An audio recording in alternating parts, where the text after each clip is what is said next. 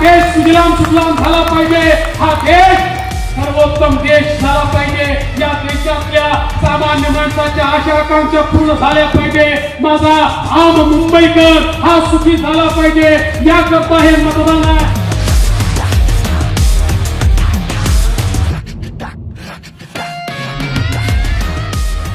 विकसित भारताची गॅरंटी मोदीजींची.